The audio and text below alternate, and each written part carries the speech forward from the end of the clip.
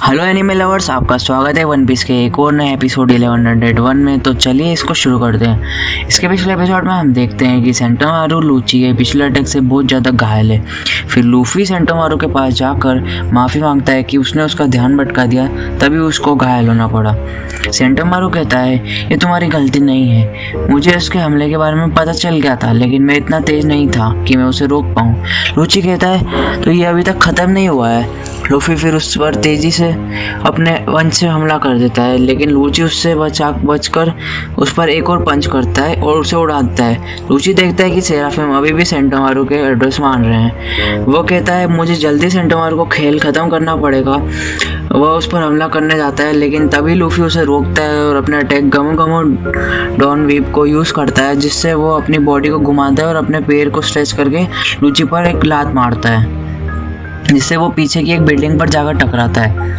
जिम्बे फिर लूफी को कहता है कि हमें जल्दी यहाँ से जाना होगा और अगर ऐसे एटलस को बचाना है तो उसे जल्दी वेगाबंग के पास जाना होगा।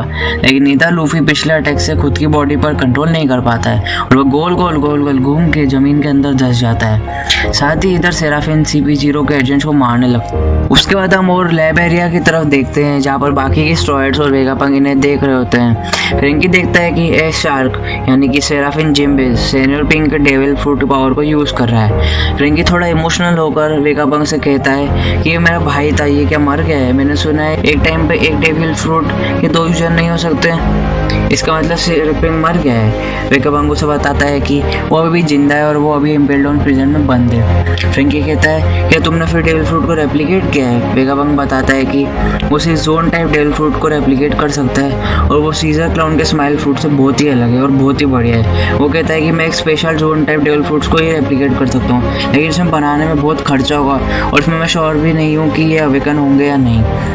मैंने लोगिया टाइप डेविल फ्रूट्स को भी कोशिश करी थी, लेकिन उन्हें बनाना लगभग इम्पॉसिबल है। और पैरामीशा टाइप फ्रूट की बात की जाए, जो कि सेराफिन जिम्बे पुमा और बोआ के पास है, उसके लिए मैंने एक अलग तरीका निकाला है। मैंने पैरामीशा टाइप यूजर की लाइनेज को कॉपी किया है और उससे आर्टिफिशियल ग्रीन ब्लड बनाया है और उन्हें सेराफिम्स के अंदर डाला है, जिससे कि उन्हें वो पावर्स मिली है। नामी को फिर समझ आता है कि इन सेराफिम्स ने वॉरलॉर्ड्स की जगह ले ली है। सांजी कहता है तो ये सब अब नेवी के एक और हथियार है। रॉबिन कहती है ये तो हमारे लिए खतरा से कम नहीं है। फिर देखते हैं कि सेराफिन बोआ अपने पावर्स को यूज़ करके CP0 के सारे एजेंट्स को पत्थर बना देती है और सेराफिन कुमा भी कुमा की पावर को यूज़ करता है। उसके बाद हम लूची को देखते हैं, जो फिर से खड़ा उठकर आता है। वो सेंटोमारू से पूछता है तुम्हारे साथ ही लूफी कहाँ है? सेंटोमारू कहता है मुझे नहीं पता और वो मेरा कोई दोस्त नहीं है। लूची कहता है चुप रहो, तुम भी एक धोखेबाज हो।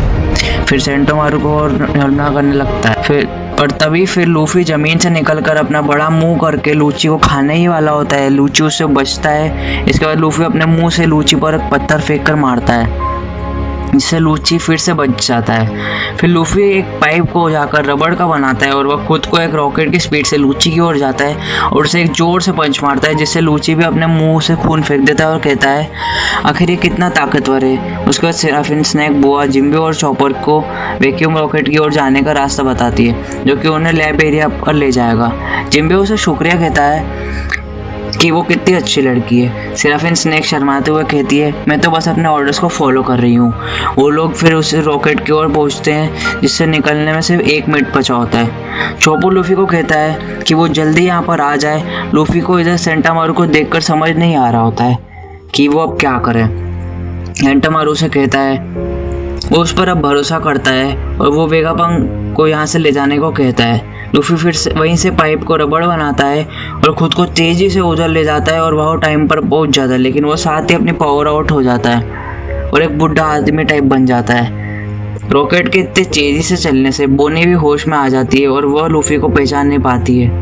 जल्दी वो लोग फिर लैब एरिया पर जाते हैं और वो ऊपर वाले एरिया पर आने का रास्ता भी बंद कर देते हैं और बाकी सब रिसर्चर्स को भी कहा जाता है कि बस आप सुरक्षित रहें। उसके बाद हम सेंटोमारू को देखते हैं, जो अब भी बहुत बुरी हालत में होता है। तभी वहाँ पर लूची अपने नॉर्मल फॉर्म में आता है, उसके सामने आता है और सेंटोमारू वहीं बेहोश हो जाता है। साथ ही फिर वहाँ काकू और रूसी भी आ जाते हैं और इसी के साथ ही एपिसोड यहीं पर ख़त्म होता है। एपिसोड अच्छा लगा तो लाइक कर कमेंट में ज़रूर बताना और सब्सक्राइब करना मत भूलना। मिलते हैं नेक्स्ट एपिसोड में, तब तक के लिए bye bye, tata. 気になるか。当然だろう。 None of you can keep them.